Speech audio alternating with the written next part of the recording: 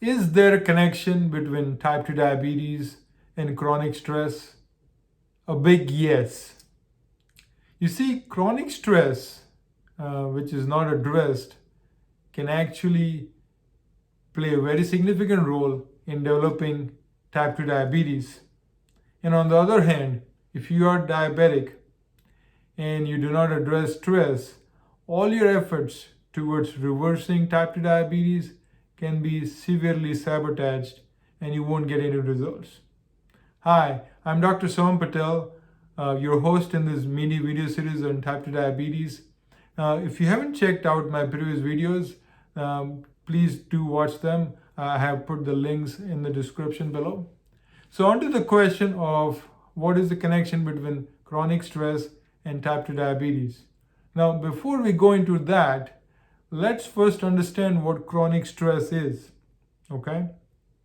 So there is a certain type of stress which actually makes us feel alive and also pushes us to, expand our boundaries of what we can do and makes us, drives us to do better things as we keep growing through life.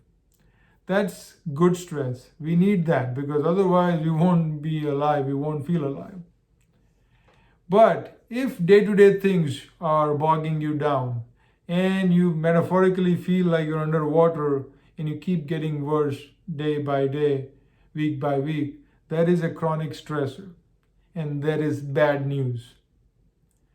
You see, our body produces a hormone called cortisol. It's a stress hormone. And it's very essential for life. If we do not produce cortisol, we will die in a few hours. That's important.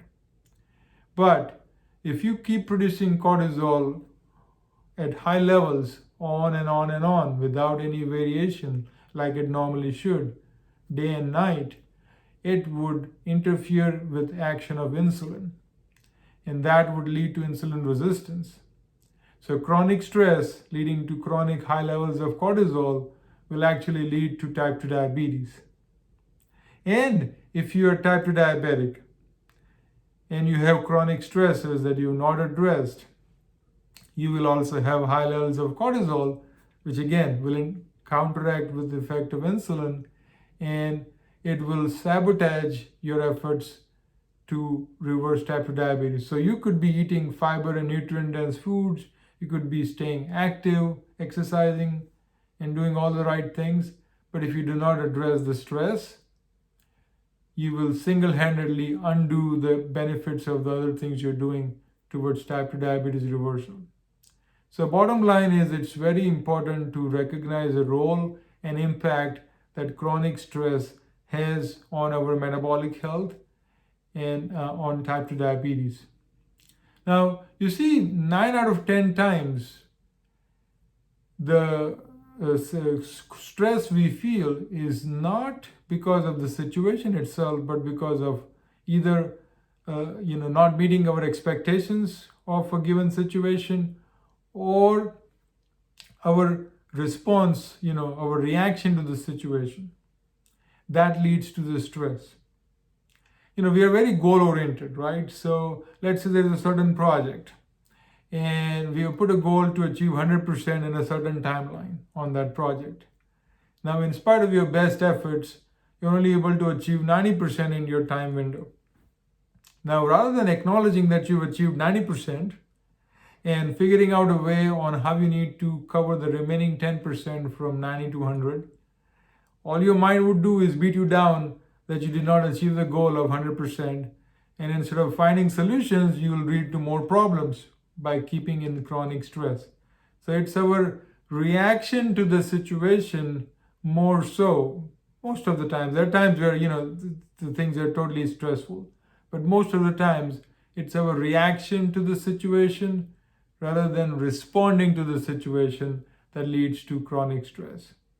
So, it is addressing chronic stress is not an option, but it is a necessity if your goal is to work on better metabolic health and reversing type 2 diabetes.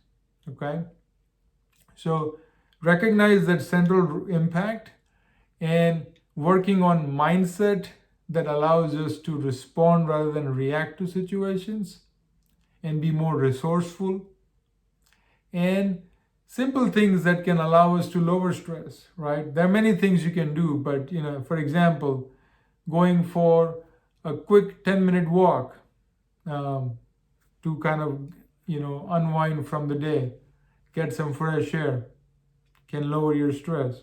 Or doing a 1 or 2 hour nature walk in some park around you once a week. That could again lower your cortisol and what you pursue as stressors. So simple things can have a big impact, but the key thing is to recognize that chronic stress is a big factor and start working and mitigating that step by step. In the next video, we'll talk about how sleep impacts type 2 diabetes.